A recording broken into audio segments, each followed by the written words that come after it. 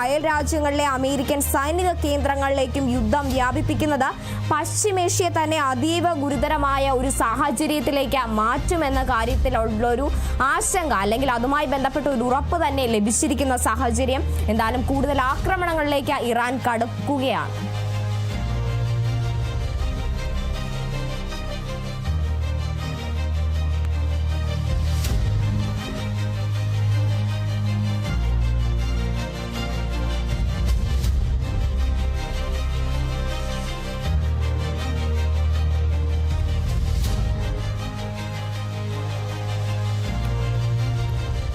എന്തായാലും ആക്രമണം പശ്ചിമേഷ്യയിൽ കടക്കുകയാണ്. ഇറാനെതിരായ ആക്രമണത്തിന് പിന്നാലെ സൈനിക നടപടി ലക്ഷ്യമടക്കം പ്രഖ്യാപിച്ച് US പ്രസിഡന്റായ ഡൊണാൾഡ് ട്രംപ് തന്നെ മുന്നിലെത്തുന്ന ഒരു സാഹചര്യം ഉണ്ടായിരുന്നു. ഇറാനിലെ ഭരണമാറ്റം തന്നെയാണ് ആക്രമണത്തിന്റെ പ്രധാന ലക്ഷ്യമെന്നായിരുന്നു ട്രംപ് പ്രഖ്യാപിച്ചിട്ടുണ്ടായിരുന്നത്.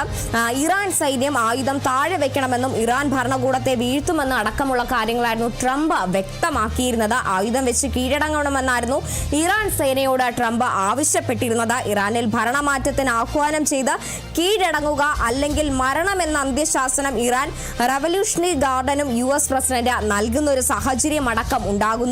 ഇറാൻ നാവികസേനയെ ഇല്ലാതാക്കുമെന്നും ട്രംപ് പ്രഖ്യാപിച്ചിരുന്നു. ഇറാൻ തങ്ങളുടെ ആണവ പദ്ധതി പുനർനിർമ്മിക്കാൻ ശ്രമിക്കുകയാണെന്നും ഇതാണ് ആക്രമണത്തിലേക്ക് പൊടുന്നനെ കടക്കാൻ USനെ പ്രേരിപ്പിച്ചതെന്നുമായിരുന്നു ഡൊണാൾഡ് ട്രംപിന്റെ വാദം എന്ന് പറയുന്നത്. അമേരിക്കയിൽ എത്താൻ കഴിയുന്ന മിസൈലുകൾ ഇറാൻ വികസിപ്പിക്കുകയാണെന്ന് ആരോപിച്ചായിരുന്നു ഇത്തരത്തിലൊരു ആക്രമണത്തിലേക്ക് എന്തായാലും US കടക്കുന്നത് എന്നത് ട്രംപ് വ്യക്തമാക്കിയ ഒരു സാഹചര്യം. അതിന് പിന്നാലെ ഇറാന്റെ ഒരു തിരിച്ചടി ഉണ്ടാകുന്നു.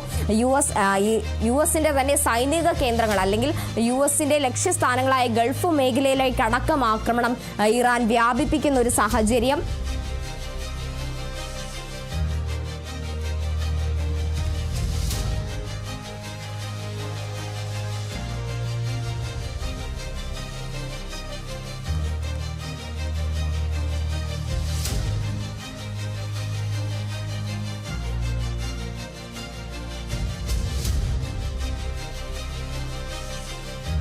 എന്തായാലും യുദ്ധം കടുപ്പിക്കുകയാണ് ഇറാൻ, ആക്രമണം വ്യാപിപ്പിക്കുകയാണ്. ബഹ്റൈനും കുവൈറ്റിനും പുറമെ സൗദിയിലേക്കും തങ്ങളുടെ ആക്രമണം ഇറാൻ വ്യാപിപ്പിച്ചുകൊണ്ടിരിക്കുന്നു. ബഹ്റൈനിലെയും കുവൈറ്റിലെയും US സൈനിക താവളത്തിന് നേരെയാണ് ഇറാന്റെ ആക്രമണം ഉണ്ടാകുന്നത്. അബുദാബിയിലും സ്ഫോടനം ഉണ്ടായിരിക്കുന്നു. അതിന്റെ ദൃശ്യങ്ങളടക്കം പുറത്തു വന്ന സാഹചര്യമാണ്. ആദ്യം നമുക്ക് ആ ദൃശ്യങ്ങളിലേക്കൊന്ന് പോകാം.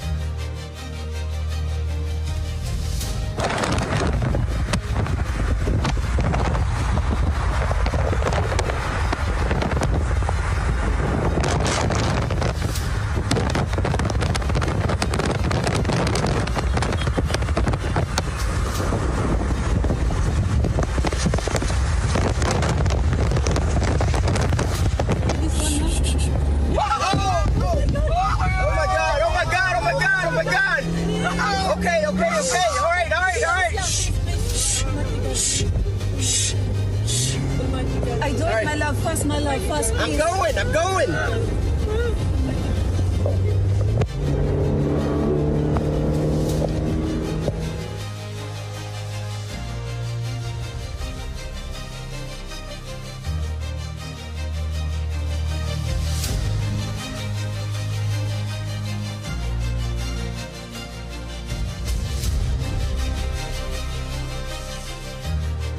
യുദ്ധം ആരംഭിച്ചിരിക്കുകയാണ്. പശ്ചിമേഷ്യയിലടക്കം യുദ്ധഭീതിയിൽ തന്നെയാണ് ഉള്ളത്. ദൃശ്യങ്ങളിൽ നിന്ന് തന്നെ വ്യക്തമാണ്. പലയിടങ്ങളിൽ നിന്നും പുക ഉയരുന്ന സാഹചര്യം, ശബ്ദങ്ങൾ, മിസൈലുകൾ വന്ന് പതിക്കുന്ന ശബ്ദങ്ങളടക്കം ആ ദൃശ്യങ്ങളിൽ നിന്ന് തന്നെ നമുക്ക് വ്യക്തമാണ്. ഈ ഒരു സാഹചര്യത്തിൽ കൂടുതൽ ആശങ്ക സൃഷ്ടിക്കുന്ന ഒരു കാര്യത്തിലേക്ക് തന്നെയാണ് കടക്കുന്നത്. ഗൾഫ് മേഖലയിലേക്ക് അടക്കം ഇറാൻ ആക്രമണം വ്യാപിപ്പിക്കുന്ന ഒരു സാഹചര്യം ഉള്ളൊരു സാഹചര്യമാണ് എന്തായാലും നിലവിലുള്ളത്. ഇന്റർനാഷണൽ ഡെസ്കിൽ നിന്നും ലോറൻസ് കൂടി നമ്മളോടൊപ്പം ചേരുന്നു. ലോറൻസ്, കുവൈറ്റിനും ബഹ്റിനും അബുദാബിക്കും പുറമെ എന്തായാലും ഇപ്പോൾ സൗദിയിലേക്ക് കൂടി ഇറാൻ ആക്രമണം വ്യാപിപ്പിച്ചിരിക്കുന്നു എന്നൊരു വിവരം കൂടി ലഭിക്കുന്നു. അതുമായി ബന്ധപ്പെട്ട ഏറ്റവും ഒടുവിൽ ലഭിക്കുന്ന വിവരങ്ങൾ എങ്ങനെയാണ്? കാർത്തിക, ഇപ്പോൾ നമ്മൾ മനസ്സിലാക്കേണ്ട ഒരു കാര്യം, ഇസ്രായേലും അമേരിക്കയും സംയുക്തമായി രാവിലെ 12 മണിയോടുകൂടി ഇറാനെ ആക്രമിക്കുകയുണ്ടായി. പക്ഷേ ഇറാൻ കുറച്ച് വൈകിയാണെങ്കിൽ ഇറാൻ തിരിച്ചടി തുടങ്ങിയിരിക്കുന്നു എന്നാണ് നമ്മൾ മനസ്സിലാക്കേണ്ടത്. ഏതാണ്ട് ഒരു 3.5 മണിക്കൂർ പിന്നിട്ടതിന് ശേഷമാണ് ഇറാൻ്റെ ഭാഗത്തു നിന്നുള്ള ആദ്യ തിരിച്ചടി തുടങ്ങിയത്. ഇറാൻ ആദ്യമായി തിരിച്ചടിച്ച് ഇസ്രായേലിലേക്ക് ഒരു ദീർഘദൂര ഒരു മധ്യദൂരത്തിനപ്പുറം പോകുന്ന ഒരു ബാലിസ്റ്റിക് മിസൈലോ സൂപ്പർസോണിക് മിസൈലോ വിക്ഷേപിച്ചുകൊണ്ടാവണം ഇറാൻ തിരിച്ചടിച്ചിരിക്കുന്നത് എന്നാണ് നമ്മൾ മനസ്സിലാക്കുന്നത്. ആ ആക്രമണം തങ്ങൾ തടഞ്ഞതായി ഇസ്രായേൽ പ്രതിരോധ സേന വ്യക്തമാക്കുകയും ചെയ്തിട്ടുണ്ട്. അതോടൊപ്പം തന്നെ ഇപ്പോൾ യുദ്ധം പശ്ചിമേഷ്യയിലാകെ പടർന്നിരിക്കുന്നു എന്നാണ് നമ്മൾ മനസ്സിലാക്കേണ്ടത്. അതായത് അമേരിക്കയുടെ സഖ്യകക്ഷികളായ ഗൾഫ് രാജ്യങ്ങളെല്ലാം തന്നെ, അതായത് അമേരിക്കയുടെ സൈനിക താവളങ്ങളുള്ള എല്ലാ ഗൾഫ് രാജ്യങ്ങളെയും ഇറാൻ ലക്ഷ്യം വെച്ചിരിക്കുന്നു എന്നാണ് നമ്മൾ മനസ്സിലാക്കേണ്ടത്. ഇതിന് പ്രധാനമായും ഖത്തറും അതുപോലെ Qatar, UAE, Kuwait, Bahrain, Saudi Arabia ഉൾപ്പെടെയുള്ള എല്ലാ രാജ്യങ്ങളിലും, അതായത് അമേരിക്കയുടെ സൈനിക താവളങ്ങളുള്ള എല്ലാ രാജ്യങ്ങളിലേക്കും ഇറാൻ ശക്തമായ ആക്രമണം നടത്തിയിരിക്കുന്നു. മിസൈൽ ആക്രമണം, അതുപോലെ ഡ്രോൺ, ഇതെല്ലാം തന്നെ ഉപയോഗിച്ചുള്ള ആക്രമണമാണ് ഇപ്പോൾ നടത്തിക്കൊണ്ടിരിക്കുന്നതെന്നാണ് നമ്മൾ മനസ്സിലാക്കേണ്ടത്. കുവൈറ്റിന് നേരെ അയച്ച 3 മിസൈലുകൾ അമേരിക്ക തടഞ്ഞതായിട്ടാണ് നമ്മൾ മനസ്സിലാക്കേണ്ടത്. അതുതന്നെയാണ് ലോറൻസ് പറഞ്ഞതുപോലെ തന്നെ പശ്ചിമേഷ്യ അല്ലെങ്കിൽ പശ്ചിമ മേഖല തന്നെ അടക്കം പ്രതിസന്ധിയിലാകുന്ന ഒരു സാഹചര്യം. ഇറാനിൽ ഇസ്രയേൽ നടത്തിയ ആക്രമണം, അമേരിക്കയുമായി ചേർന്നുള്ള സംയുക്ത ആക്രമണത്തിന് പിന്നാലെ പശ്ചിമേഷ്യ യുദ്ധക്കളമാകുന്ന ഒരു സാഹചര്യം. ഗൾഫ് മേഖലയിലേക്ക് അടക്കം ആക്രമണം ഇറാൻ വ്യാപിപ്പിച്ചുകൊണ്ടിരിക്കുകയാണ്. കുവൈറ്റ്, ബഹ്റിൻ, അബുദാബി, അതിനു പുറമെ സൗദിയിലേക്കും ആക്രമണം വ്യാപിപ്പിക്കുന്നു എന്നൊരു റിപ്പോർട്ട് കൂടി പുറത്തു വന്നിരുന്നു. എന്നാൽ എത്രത്തോളം അതിൽ സത്യാവസ്ഥയുണ്ട് അല്ലെങ്കിൽ അങ്ങനെ ഒരു ആക്രമണം നടന്നോ എന്ന കാര്യങ്ങളിലടക്കം കൃത്യമായ വിവരങ്ങൾ നമുക്ക് വരും മണിക്കൂറുകൾ ലഭിക്കേണ്ടതുണ്ട്. എന്നാലും ഈ ഒരു മേഖലയിൽ അതിശക്ത തിരിച്ചടി തന്നെയാണ് ഇറാൻ തുടങ്ങിയിരിക്കുന്നത്. മേഖലയിലെ US സൈനിക താവളങ്ങളുള്ള കൂടുതൽ രാജ്യങ്ങളിലേക്ക് തന്നെ ആക്രമണം ആദ്യഘട്ടങ്ങളിൽ വ്യാപിപ്പിക്കാൻ തന്നെയാണ് ഇറാന്റെ തീരുമാനം. ആദ്യം ഇസ്രയേലിലേക്ക് മിസൈൽ വർഷം നടത്തുന്നു. അതിന് പിന്നാലെയാണ് ഇപ്പോൾ ഗൾഫ് മേഖലയിലേക്കും കൂടി ആക്രമണം നടത്തുന്ന ഒരു സാഹചര്യത്തിലേക്ക് കാര്യങ്ങൾ നീങ്ങുന്നത്. ഇസ്രയേലിന് പിന്നാലെയാണ് ബഹ്റിനിലേക്കടക്കം ആദ്യം ഇറാൻ ആക്രമണം വ്യാപിപ്പിക്കുന്നത്. പിന്നീട് അത് കുവൈറ്റിലേക്കും അബുദാബിയിലേക്കും അടക്കം നീങ്ങുന്ന ഒരു സാഹചര്യം. ബഹ്റിനിലെ തന്നെ US 5ാം കപ്പൽപ്പടയുടെ ആസ്ഥാനത്തിന് നേരെ ഇറാന്റെ മിസൈൽ ആക്രമണം ഉണ്ടായത് US-ന് ഒരു വലിയ തിരിച്ചടിയിലേക്ക് തന്നെ കാര്യങ്ങൾ കൊണ്ടെത്തിക്കുന്ന ഒരു സാഹചര്യം. നേരത്തെ തന്നെ ഇറാൻ മുന്നറിയിപ്പ് നൽകിയിരുന്നു, നിങ്ങൾ ഇത് തുടങ്ങി വെച്ചോളൂ, ഒരു യുദ്ധത്തിലേക്കാണ് പോകുന്നതെങ്കിൽ നിങ്ങളത് തുടങ്ങി വെച്ചോളൂ, നിങ്ങളെ കൊണ്ട് അത് അവസാനിപ്പിക്കാൻ സാധിക്കില്ല എന്നൊരു മുന്നറിയിപ്പ് ഇറാൻ നൽകിയിരുന്നു. അതിന് സമാനമായ ഒരു സാഹചര്യത്തിലൂടെയാണ് കാര്യങ്ങൾ കടന്നു പോകുന്നത്. ഇസ്രയേൽ ആദ്യം ഇറാനിലേക്ക് ഒരു ആക്രമണം നടത്തുന്നു. അതിന് പിന്നാലെ വലിയൊരു തിരിച്ചടി തന്നെയാണ് ഇറാൻ നടത്തിയിരിക്കുന്നത്. ഇസ്രയേലിന് മേലെ ഒരു മിസൈൽ വർഷം തന്നെ ഇറാൻ നടത്തുന്നു. അതിന് പിന്നാലെ ഗൾഫ് മേഖലയിലേക്കും കൂടി US-ന്റെ സൈനിക താവളങ്ങൾ, ഗൾഫ് മേഖലയിലടക്കം അല്ലെങ്കിൽ US-മായി ബന്ധപ്പെട്ടിരിക്കുന്ന സ്ഥലങ്ങളിലേക്ക് അടക്കം ആക്രമണം നടത്താൻ ഇറാൻ തയ്യാറെടുക്കുന്നു. ഇറാനെ സംബന്ധിച്ചിടത്തോളം ഒരു വലിയ സൈനിക ശേഷി തന്നെയുള്ള ഒരു സ്ഥലമാണ്. ആ ഒരു രാജ്യത്തു നിന്നും ഇത്തരത്തിലൊരു ആക്രമണം മറ്റ് ഗൾഫ് മേഖലയിലേക്ക് അടക്കം ഉണ്ടാകുന്നത് ആശങ്ക സൃഷ്ടിക്കുന്ന ഒരു സാഹചര്യം തന്നെയാണ് നിലവിലുള്ളത്. ഈ ലോകരാജ്യങ്ങളെ സംബന്ധിച്ചടക്കം അവരുടെ വരും മണിക്കൂറിൽ ഓരോ രാജ്യങ്ങളുടെ പിന്തുണ ആർക്കൊപ്പം എന്ന കാര്യങ്ങളടക്കം നോക്കി കാണേണ്ടതുണ്ട്. അതെല്ലാം ഏറെ പ്രധാനപ്പെട്ടതാണ്. എത്ര ദിവസത്തോളം ഈ ഒരു യുദ്ധം നീളും എന്ന കാര്യങ്ങളിൽ നമുക്ക് വ്യക്തത ലഭിക്കേണ്ടതുണ്ട്.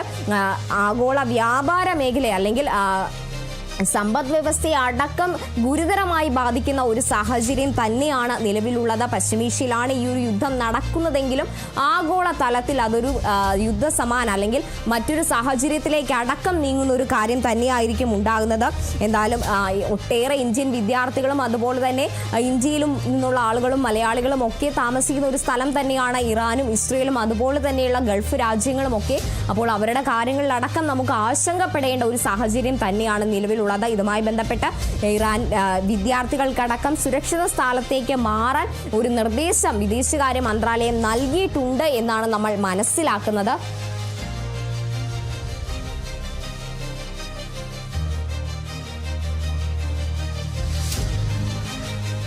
എന്തായാലും 4 മണിക്കൂറായി തുടരുന്ന ഒരു ആക്രമണം, ഇപ്പോഴും പല പ്രദേശങ്ങളിലും ഇറാൻ ഒരു ആക്രമണം നടത്തുന്നു എന്ന് തന്നെയാണ് നമ്മൾ മനസ്സിലാക്കുന്നത്.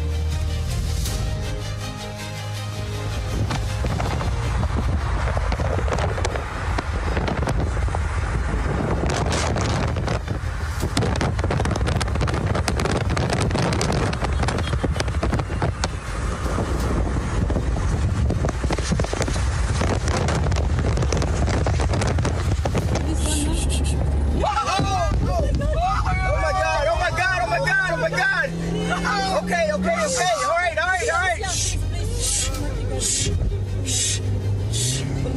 I do it, my love first, I'm please. going. I'm going.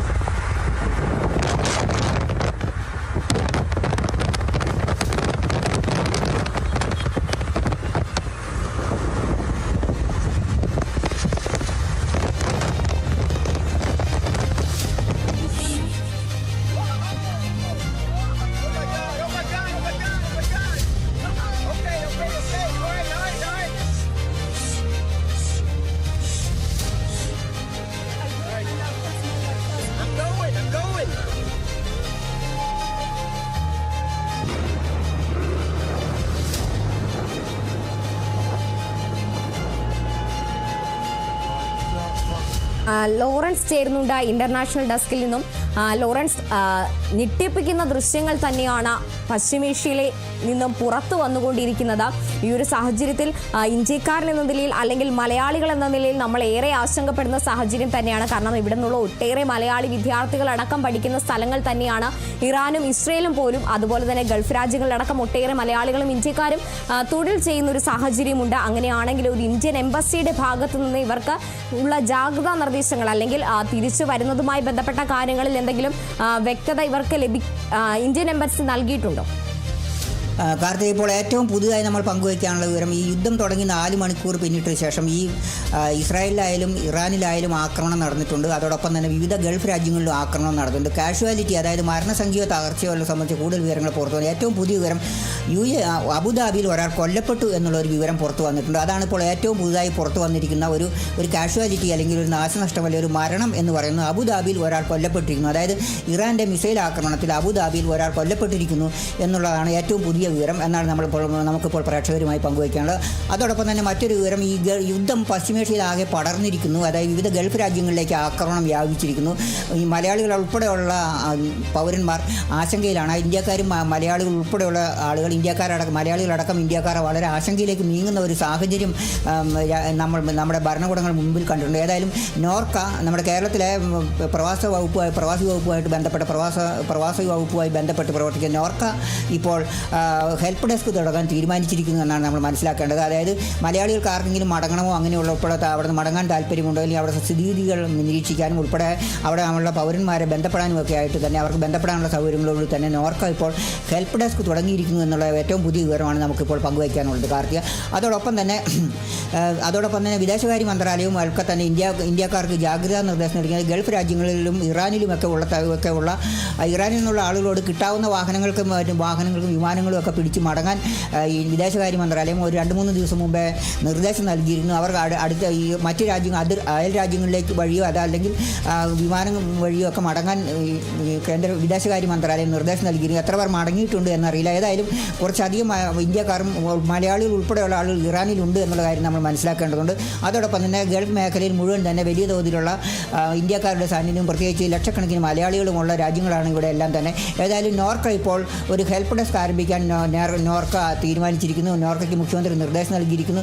Gulf രാജ്യങ്ങളിൽ ഉള്ള മലയാളികൾക്ക് ആർക്കെങ്കിലും മടങ്ങണമോ അല്ലെങ്കിൽ അങ്ങനെയുള്ള കാര്യങ്ങൾ എംബസികളുമായിട്ടും ഒക്കെ ബന്ധപ്പെടാനും ഒക്കെ ആയിട്ടുള്ള സൗകര്യം ഒരുക്കാനും ഒക്കെ വേണ്ടി തന്നെ ഇപ്പോൾ നോർക്ക ഇപ്പോൾ ഒരു ഹെൽപ്പ് ഡെസ്ക് തുടങ്ങിയിരിക്കുന്നു. മലയാളികൾക്കെല്ലാം തന്നെ ബന്ധപ്പെടാവുന്ന ഒരു സാഹചര്യത്തിലേക്കാണ്. ഇപ്പോൾ ആശങ്കപ്പെടേണ്ട സാഹചര്യമില്ല. മടങ്ങാനുള്ള സാഹചര്യം ഉണ്ടെങ്കിൽ അത്തരത്തിൽ മടങ്ങേണ്ട സാഹചര്യം വരികയാണെങ്കിൽ അതിനുള്ള സൗകര്യങ്ങളെല്ലാം തന്നെ ഒരുക്കുന്നതിനും ഒക്കെ ഭാഗമായിട്ടാണ് നോർക്ക ഇപ്പോൾ ഹെൽപ്പ് ഡെസ്ക് തുടങ്ങാൻ ആരംഭിച്ചിരിക്കുന്നു എന്നുള്ളതാണ് ഏറ്റവും പുതിയ വിവരം. അതായത് ഇപ്പോൾ ഈ ഏറ്റവും അവസാന നിമിഷം നമ്മൾ മനസ്സിലാക്കേണ്ട കാര്യം, ഈ യുദ്ധത്തിൽ, അതായത് ഈ ആക്രമണവും പ്രത്യാക്രമണവുമായി ബന്ധപ്പെട്ട് നടന്നുള്ള ഈ യുദ്ധത്തിൽ അബുദാബിയിൽ ഒരാൾ കൊല്ലപ്പെട്ടിട്ടുണ്ട്. അതോടൊപ്പം തന്നെ ഈ ദൃശ്യങ്ങളിൽ നമ്മൾ മനസ്സിലാക്കേണ്ടത് ബഹ്റിനിലെ അമേരിക്കയുടെ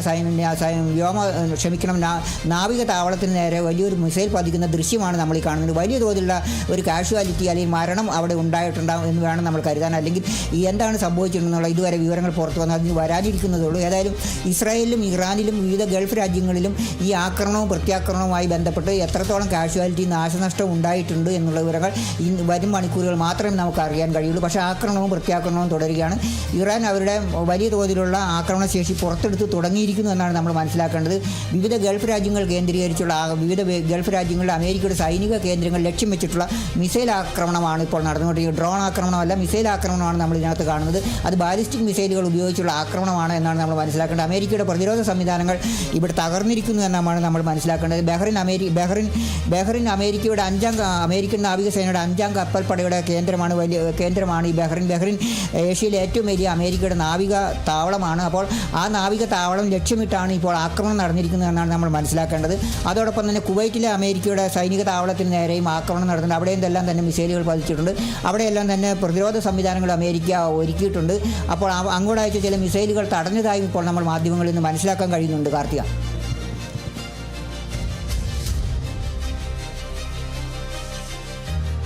അങ്ങനെയാണ് ഗൾഫ് മേഖലയിലടക്കം, അല്ലെങ്കിൽ ഇപ്പോൾ നമ്മൾ മനസ്സിലാക്കുന്നത് ഇറാൻ തങ്ങളുടെ സൈനിക ശക്തി എല്ലാം പുറത്തെടുത്ത ആക്രമണത്തിന് സജ്ജമാണ്, ആക്രമിച്ചു കൊണ്ടിരിക്കുകയാണ്. ഇനി വരും മണിക്കൂറുകളിൽ തന്നെ ഇസ്രയേലും അതുപോലെ തന്നെ US-ഉം ഒരു സംയുക്ത തിരിച്ചടിയിലേക്ക്, കൂടുതൽ വലിയൊരു തിരിച്ചടിയിലേക്ക് കടക്കാനുള്ള ഒരു സാഹചര്യം നിലവിലുണ്ട്. കാർത്തിക, ഇറാന് ചില സഖ്യശക്തികളായിട്ടുള്ള ചില സായുധ സംഘടനകളൊക്കെ ഇറാൻ്റെ പിൻബലക്കാരായിട്ടുണ്ട്.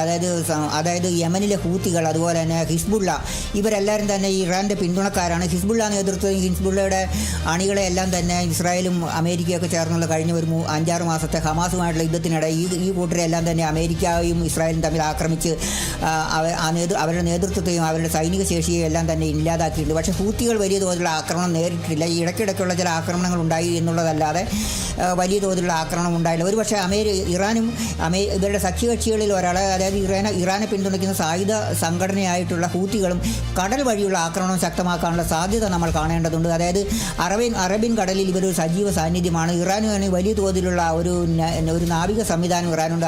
അതാണെങ്കിൽ തന്നെ വലിയ തോതിലുള്ള വലിയ സ്പീഡ് ബോട്ടുകൾ ഇറാന് കൈവശമുണ്ട്. വലിയ തോതിൽ കപ്പലുകളെയും യുദ്ധക്കപ്പലുകളെയും അതുപോലെ തന്നെ ചരക്ക് കപ്പലുകളെയൊക്കെ ആക്രമിക്കാൻ സാധ്യതയുള്ള ആക്രമിക്കാൻ കഴിയുന്ന വലിയൊരു സ്പീഡ് ബോട്ടുകളുടെ ഒരു സഞ്ചയം എന്ന് തന്നെ, എത്ര എണ്ണം ഉണ്ടെന്ന് പറയില്ല, വലിയൊരു സഞ്ചയം ഇറാനുണ്ട്. ഇറാൻ അതിൻ്റെ ദൃശ്യങ്ങളൊക്കെ തങ്ങളുടെ ആയുധ ശേഖരത്തിലൂടെ ഇടയ്ക്കിടയ്ക്ക് പുറത്ത് വിട്ടുകൊണ്ടിരുന്നു. അതുപോലെ തന്നെ ഇതിൽ നിന്ന് തന്നെ മിസൈലുകൾ ലോഞ്ച് ചെയ്യാനുള്ള ഈ സ്പീഡ് ബോട്ടുകളിൽ നിന്ന് തന്നെ വലിയ തോതിലുള്ള ഡ്രോണുകൾ തുറന്നു വിട്ട് ആക്രമണം നടത്താനുള്ള ശേഷിയെല്ലാം തന്നെ പലതരത്തിലുള്ള ആയുധശേഷി ഇറാൻ പ്രകടിപ്പിക്കുന്നതായിട്ട് നമ്മൾ കാണുന്നു. അവരുടേതായി പുറത്തു വന്നുകൾ നമ്മൾ സമൂഹ മാധ്യമങ്ങളിലൊക്കെ കണ്ടിട്ടുണ്ട്. വലിയ തോതിലുള്ള സ്പീഡ് ബോട്ടുകളെല്ലാം തന്നെ സംവിധാനങ്ങളെല്ലാം തന്നെ ഇറാന് ഉണ്ട്. അത് ഈ അറബിക്കടലിലും ഇറാൻ്റെ തീരങ്ങളിലും എല്ലാം തന്നെ അവർ പട്രോളിംഗ് നടത്തുന്നുണ്ട്. അവർ ഒരുപക്ഷെ അമേരിക്കയുടെയും സഖ്യകക്ഷികളുടെയൊക്കെ ചരക്ക് കപ്പലുകളെയൊക്കെ ആക്രമിക്കാനുള്ള സാധ്യതയും കാണാതിരിക്കാൻ കഴിയില്ല. അത് തള്ളിക്കളയാൻ കഴിയില്ല. അതും നമ്മൾ മനസ്സിലാക്കേണ്ട ഒരു കാര്യമുണ്ട്. ഹോർമുസ് കടലിടുക്കിലൂടെയാണ് ലോകത്തെ എണ്ണ വ്യാപാരത്തിൻ്റെ അല്ലെങ്കിൽ എണ്ണ നീക്കത്തിൻ്റെ ഏതാണ്ട് 30% എന്ന് നമ്മൾ മനസ്സിലാക്കേണ്ടതുണ്ട്. അങ്ങനെ വരുവാണെങ്കിൽ ഈ ഹോർമുസ് കടലിടുക്ക് ഇറാൻ ഭാഗികമായി അടച്ചിരുന്നു എന്നുള്ള, ഈ സംഘർഷം തുടങ്ങിയപ്പോൾ തന്നെ ഹോർമുസ് കടലിടുക്ക് ഇറാൻ ഭാഗികമായി അടച്ചിരുന്നു. അപ്പോൾ തന്നെ എണ്ണവില ചെറിയ തോതിൽ കൂടിയിരുന്നു. ഇപ്പോൾ ഈ ഹോർമുസ് കടലിടുക്ക് ഇറാൻ പൂർണ്ണമായും അടയ്ക്കാനുള്ള ഒരു സാഹചര്യമാണ് ഇപ്പോൾ നിലവിലുള്ളത്. കാരണം ഇറാൻ ഒരു തുറന്ന യുദ്ധത്തിലേക്ക് മാറിയിരിക്കുന്നു എന്നുകൊണ്ട് തന്നെ എല്ലാ തരത്തിലുള്ള തന്ത്രങ്ങളും ആയുധശേഷിയും അവർ പുറത്തെടുക്കാൻ പോകുന്നു എന്നാണ് നമ്മൾ മനസ്സിലാക്കേണ്ടത്. അങ്ങനെയെങ്കിൽ ഹോർമുസ് കടലിടുക്ക് അവർ പൂർണ്ണമായും അടയ്ക്കാൻ സാധ്യതയുണ്ട്. അങ്ങനെയുണ്ടെങ്കിൽ ഒരുപക്ഷെ വലിയ തോതിലുള്ള എണ്ണ നീക്കം തടയപ്പെടാൻ പോകുന്നു. അത് തന്നെ ക്രൂഡ് ഓയിലിന് വൻതോതിലുള്ള വിലക്കയറ്റം ക്രൂഡ് ഓയിലിന് ഉണ്ടാവാൻ സാധ്യതയുണ്ടെന്ന് നമ്മൾ മനസ്സിലാക്കേണ്ടതുണ്ട്. കാർത്തിക, അതുതന്നെയാണ് ലോറൻസ്, ക്രൂഡ് ഓയിൽ വിലയടക്കം വർദ്ധിക്കുന്ന ഒരു സാഹചര്യം. ആ ഒരു സാഹചര്യത്തിൽ തന്നെ ഇപ്പോൾ യുദ്ധം നടന്ന് മണിക്കൂറുകൾ പിന്നിടുമ്പോൾ തന്നെ സ്വർണ്ണ വിലയിൽ കൂടി ആ ഒരു വർധന ഉണ്ടാകുന്നു എന്നതല്ലേ ഈ നിമിഷം നോക്കിക്കാണേണ്ടത്. ഈ യുദ്ധത്തിൻ്റെ ആദ്യത്തെ പ്രത്യാഘാതം ക്രൂഡ് ഓയിൽ വിലയിൽ തന്നെ ഒരു വലിയ വർധന ഉണ്ടാകാൻ പോകുന്നു, അല്ലെങ്കിൽ ക്രൂഡ് ഓയിൽ വില വർദ്ധിക്കാൻ പോകുന്നു. ക്രൂഡ് ഓയിൽ വില ഇപ്പോൾ ഏതാണ്ട് 70-75 അങ്ങനെ ആ ഒരു തോതിലാണ് നിൽക്കുന്നത്. അത് വരും ദിവസങ്ങളിൽ യുദ്ധം എത്ര ദിവസം നീളും എന്നതിനെ ആശ്രയിച്ചായിരിക്കാം ഇരിക്കുന്നത്. അത് സൗദി അറേബ്യ ഉൾപ്പെടെയുള്ള രാജ്യങ്ങൾ ഈ സംഘർഷ സാഹചര്യം കണ്ടിട്ട് സൗദി അറേബ്യ ഉൾപ്പെടെയുള്ള രാജ്യങ്ങൾ, വലിയ തോതിലുള്ള ക്രൂഡ് ഓയിൽ ഉൽപ്പാദകരായ സൗദി അറേബ്യയും അതുപോലെ ഖത്തറും ഉൾപ്പെടെയുള്ള OPEC രാജ്യങ്ങൾ, ഇവരെല്ലാം തന്നെ അതിൽ ഉൾപ്പെടുന്നവരാണ്. അവർ എണ്ണ ഉൽപ്പാദനം കൂട്ടിയിരുന്നു.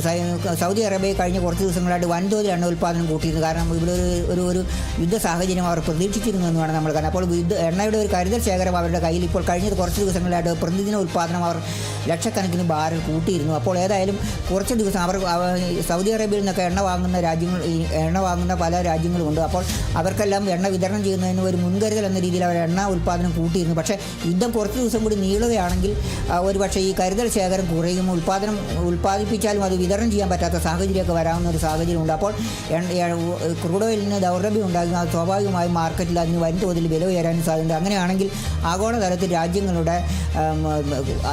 രാജ്യങ്ങളുടെ സമ്പദ് വ്യവസ്ഥയെ അത് ബാധിക്കുകയും ഇറക്കുമതിക്ക് വേണ്ടി കൂടുതൽ പണം ചെലവാക്കുകയും അതോടൊപ്പം തന്നെ അത് പെട്രോൾ വിലയിലുണ്ടാകാവുന്ന വർധനയിലേക്കും നമ്മുടെ ഇന്ത്യ അടക്കമുള്ള രാജ്യങ്ങൾ പെട്രോൾ വില വർദ്ധിക്കാനും എല്ലാം തന്നെയുള്ള സാഹചര്യങ്ങൾ ഇപ്പോൾ നിലനിൽക്കുന്നു എന്നാണ് നമ്മൾ മനസ്സിലാക്കുന്നത്. ആദ്യമായി ഉണ്ടാകാവുന്ന പ്രത്യാഘാതം ഒരുപക്ഷെ ഈ ഇന്ധന മേഖലയിൽ ഉണ്ടാകുന്ന വലിയ ഉയർച്ചയും വലിയ തുക വർധനയും അതോടൊപ്പം തന്നെ അത് അതാത് രാജ്യങ്ങളിലെ ജനങ്ങളിൽ നിന്ന് തിരിച്ചു പിടിക്കാൻ സർക്കാരുകൾ ശ്രമിക്കുകയും ചെയ്യുമ്പോൾ ഇന്ധന വില വർദ്ധിച്ച എല്ലാ തോതിലുള്ള വിലക്കയറ്റം ഉണ്ടാകാനുള്ള സാധ്യത ഇപ്പോൾ നമ്മൾ മുൻകൂട്ടി കാണേണ്ടതുണ്ട്. കാർത്തിക ലോറൻസ്, അതുപോലെ തന്നെ നമുക്ക് പ്രേക്ഷകരിൽ എത്തിക്കേണ്ട മറ്റൊരു കാര്യം കൂടിയുണ്ട്. ഇപ്പോൾ ഈ പശ്ചിമേഷ്യയിലടക്കം യുദ്ധ സാഹചര്യം നിലനിൽക്കുന്നതിനാൽ തന്നെ മറ്റു രാജ്യങ്ങളിൽ നിന്നുള്ള വിമാന സർവീസുകളുമായി ബന്ധപ്പെട്ട വിവരങ്ങൾ ലഭിക്കുന്നുണ്ടോ? അതുമായി ബന്ധപ്പെട്ട അല്ലെങ്കിൽ വിമാന സർവീസുകൾ റദ്ദാക്കുന്നതോ മറ്റുമുള്ള കാര്യങ്ങളിലേക്ക് കടക്കേണ്ട ഒരു സാഹചര്യം നിലവിലുണ്ടോ? ഒരു സാഹചര്യത്തിലേക്ക് നമ്മൾ കാണേണ്ടതില്ല. കാരണം ഇപ്പോൾ ഗൾഫ് രാജ്യങ്ങളെല്ലാം തന്നെ ഈ വ്യോമപാത അടയ്ക്കാനുള്ള ഒരു സാഹചര്യമുണ്ട്. കാരണം ഖത്തർ, കുവൈറ്റ്, UAE ഇവരൊക്കെ വ്യോമപാത അടച്ചതോടെ വിവിധ രാജ്യങ്ങളിൽ നിന്ന് ആ രാജ്യങ്ങളിലേക്ക് പോകേണ്ട ആളുകളുടെ യാത്രാ സൗകര്യങ്ങളെല്ലാം തന്നെ മുടങ്ങിയിട്ടുണ്ട്. അതെന്ന് വ്യോമപാത തുറക്കുമെന്നുള്ള കാര്യത്തിൽ നമുക്ക് പറയാൻ കഴിയില്ല. കാരണം കുവൈറ്റും അതുപോലെ തന്നെ ഖത്തർ, ഒമാൻ ഇങ്ങനെ ഈ പറഞ്ഞ ഈ ഇറാൻ്റെ ചുറ്റുവട്ടത്തുള്ള എല്ലാ രാജ്യങ്ങളും കുവൈറ്റ്, UAE, ബഹ്റിൻ ഈ രാജ്യങ്ങളെല്ലാം തന്നെ വ്യോമപാത അടച്ചിട്ടുണ്ടാവും. അല്ലെങ്കിൽ ഇന്ന് വൈകുന്നേരത്തോടുകൂടി ഈ രാജ്യങ്ങളെല്ലാം തന്നെ വ്യോമപാത അടയ്ക്കും. അപ്പോൾ ഒരുപക്ഷെ നമ്മൾ അവിടെ നിന്നൊക്കെ ഇങ്ങോട്ട് കേരളത്തിലേക്കും അതുപോലെ ഇന്ത്യയിലേക്കൊക്കെ വന്നിട്ടുള്ള ജോലിക്കാരെല്ലാവരും തന്നെ മടങ്ങേണ്ട ആളുകളുണ്ട്. അവരെല്ലാം തന്നെ യാത്ര അവതാളത്തിലാവും എന്നുള്ള കാര്യത്തിൽ തർക്കമൊന്നുമില്ല. അപ്പോൾ ചെറിയ തോതിൽ യുദ്ധം ബാധിച്ചു തുടങ്ങിയിരിക്കുന്നു. അങ്ങനെയുള്ള ആളുകൾക്ക് ജോലി നഷ്ടം ഇങ്ങനെയുള്ള കാര്യം യഥാസമയം എത്താതെ വരിക, അപ്പോൾ അവർക്ക് ജോലി നഷ്ടം ഉണ്ടാവും. അങ്ങനെയുള്ള വിഷയങ്ങളിലേക്ക് ലോകം നീങ്ങി തുടങ്ങിയിരിക്കുന്നു എന്നാണ് നമ്മൾ മനസ്സിലാക്കേണ്ടത്. കാർത്തിക അതുതന്നെയാണ്, യുദ്ധം കടുക്കുകയാണ്, ഇറാൻ ആക്രമണം വ്യാപിപ്പിക്കുക തന്നെയാണ് ചെയ്യുന്നത്. ഇസ്രയേലിലുള്ള ഇന്ത്യൻ പൗരന്മാരടക്കം അതീവ ജാഗ്രത പാലിക്കണമെന്നൊരു നിർദ്ദേശമടക്കം ഇന്ത്യൻ എംബസിയുടെ ഭാഗത്തു നിന്ന് ഉണ്ടാകുന്നു. അധികൃതർ പുറപ്പെടുവിക്കുന്ന നിർദ്ദേശങ്ങൾ കൃത്യമായി പാലിക്കണമെന്ന് തന്നെയാണ് ഇന്ത്യൻ എംബസി അറിയിക്കുന്നത്. എല്ലാവരും ഷെൽട്ടറുകളിൽ തന്നെ തുടരണമെന്നും ഇനിയൊരു അറിയിപ്പ് ഉണ്ടാകുന്നതുവരെ അത്യാവശ്യമല്ലാത്തതും അനാവശ്യവുമായ യാത്രകൾ പരമാവധി ഒഴിവാക്കണമെന്നടക്കമുള്ള നിർദ്ദേശങ്ങളാണ് ഇന്ത്യൻ എംബസിയുടെ ഭാഗത്തു നിന്നടക്കം ഉണ്ടാകുന്നത്. അടിയന്തര സാഹചര്യം ഉണ്ടായാൽ 24 മണിക്കൂറും പ്രവർത്തിക്കുന്ന ഹെൽപ്പ് ഡെസ്ക് വരെ ഇന്ത്യൻ എംബസി ആരംഭിച്ചിരിക്കുകയാണ്. ഗൾഫ് മേഖലയിലടക്കം നിരവധി ആളുകളാണ് ഉള്ളത്. ഈ ഒരു സാഹചര്യത്തിലടക്കം അടിയന്തര സാഹചര്യങ്ങളിൽ ഹെൽപ്പ് ഡെസ്കുകൾ അടക്കം ഇന്ത്യൻ എംബസി ആരംഭിച്ചിട്ടുണ്ട്. എല്ലാ രാജ്യങ്ങളിലും അല്ലെങ്കിൽ ഇറാനിലും ഇസ്രയേലിലും അതുപോലെ തന്നെ ഗൾഫ് രാജ്യങ്ങളിലടക്കം ഉണ്ടാകുന്നുണ്ട്. എന്തായാലും ആശങ്കപ്പെടേണ്ട സാഹചര്യം നിലവിൽ ഉണ്ടാകുന്നില്ല എന്ന് നമ്മൾ മനസ്സിലാക്കുകയാണ്. എങ്കിലും കരുതലോടെ തന്നെ മുന്നോട്ട് പോകണം. അധികൃതർ നൽകുന്ന നിർദ്ദേശങ്ങൾ അതുപോലെ തന്നെ പാലിക്കാൻ ഗൾഫ് രാജ്യങ്ങളിലെയും അതുപോലെ തന്നെ പശ്ചിമേഷ്യൻ രാജ്യങ്ങളിലെ എല്ലാം ഇന്ത്യൻ പൗരന്മാർ തയ്യാറാകണമെന്ന് തന്നെയാണ് ഈ നിമിഷം നമുക്ക് നൽകാനുള്ളത്. എന്തായാലും ഇറാൻ ആക്രമണം ഗൾഫ് രാജ്യങ്ങളിലേക്കും ഇസ്രയേലിലേക്കുമുള്ള ആക്രമണം ഇറാൻ വ്യാപിപ്പിക്കുക തന്നെയാണ്. ആക്രമണം കൂടുതൽ യുദ്ധ സാഹചര്യത്തിലേക്ക് തന്നെ കാര്യങ്ങൾ നീങ്ങുകയാണ്. കൂടുതൽ സൈനിക താവളങ്ങളിലേക്കുള്ള ഇറാന്റെ ആക്രമണം ഇറാൻ വർദ്ധിപ്പിക്കുക തന്നെയാണ്. ഗൾഫ് മേഖലയിലടക്കം കുവൈറ്റ്, ബഹ്റിൻ, അബുദാബി അതുപോലെയുള്ള രാജ്യങ്ങളിലേക്കുള്ള ഇറാന്റെ ആക്രമണം തുടരുന്നു എന്നാണ് നമ്മൾ എന്തായാലും മനസ്സിലാക്കുന്നത്. ഇത് കുറേ നാളുകൾക്ക് ശേഷം മറ്റൊരു യുദ്ധത്തിലേക്ക് തന്നെ കാര്യങ്ങൾ വഴിമാറുന്നു എന്ന് നമ്മൾ മനസ്സിലാക്കുകയാണ്. എന്തായാലും അതീവ ജാഗ്രതാ നിർദ്ദേശം തന്നെയാണ് പുറപ്പെടുവിച്ചിട്ടുള്ളത്. മിസൈൽ ആക്രമണം തന്നെയാണ് ഇറാൻ നടത്തിക്കൊണ്ടിരിക്കുന്നത്. ഗൾഫ് മേഖലയിലുള്ളവരൊക്കെ ജാഗ്രത പാലിക്കേണ്ട ഒരു നിമിഷം തന്നെയാണ് ഇടുന്നത്. എന്നാലും ആശങ്കപ്പെടേണ്ട എന്ന് തന്നെയാണ് നമ്മൾ പറയുന്നത്. ഇന്ത്യൻ എംബസി ഹെൽപ്പ് ഡെസ്ക് അടക്കം ആരംഭിച്ചിട്ടുണ്ട്. അടിയന്തര സാഹചര്യങ്ങളിൽ ഇന്ത്യൻ എംബസിയുടെ സഹായം തേടാവുന്നതാണ്. അതുപോലെ തന്നെ ആവശ്യമില്ലാത്ത യാത്രകൾ ഒഴിവാക്കുക, ഷെൽട്ടറിൽ തന്നെ തുടരണം എന്ന് തന്നെയാണ് ഇന്ത്യൻ എംബസി അടക്കം അറിയിക്കുന്ന ഈ ഒരു നിമിഷം ഉള്ളത്.